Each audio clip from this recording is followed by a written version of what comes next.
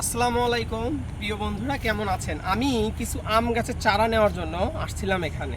তো আসুন আপনাদেরকে আমি কি আম গাছের চারা নেওয়ার জন্য আসছি সেগুলো আপনাকে দেখাবো। আসেন, আমার খুব জনপ্রিয় একটা গাছ, এই গাছটা।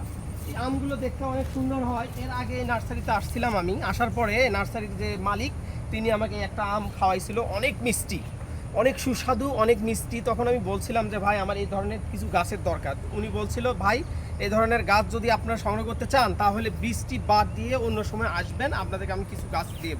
তো আসেন গাছগুলো দেখেন কেমন লাগে। এই যে দেখেন ভিডিওতে আপনাদের দেখাচ্ছি গাছগুলো অনেক সুন্দর, গাছগুলো অনেক সুন্দর, আমগুলো অনেক সুন্দর। আপনারা দেখেন আমগুলো অনেক প্রচুর সুন্দর। আসলে আমি এই ধরনের চারাই নিব।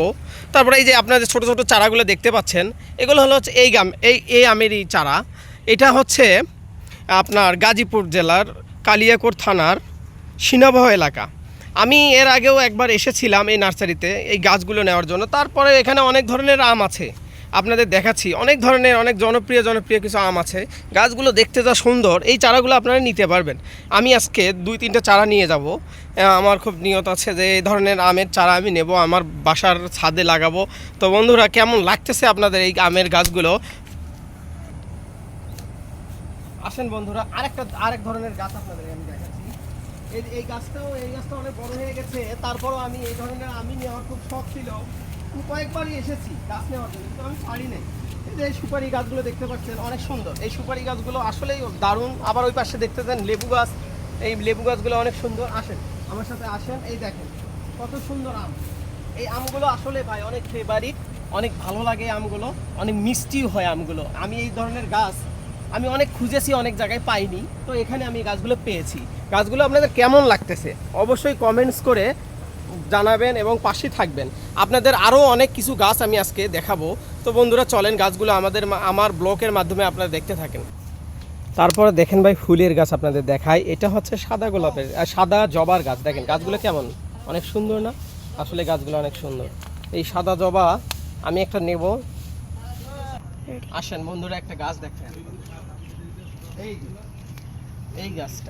এই গাছটার নাম কি বলতে পারবেন? অবশ্যই যদি বলতে পারেন তাহলে কমেন্ট সেকশনে যায় অবশ্যই গাছটার নাম বলবেন।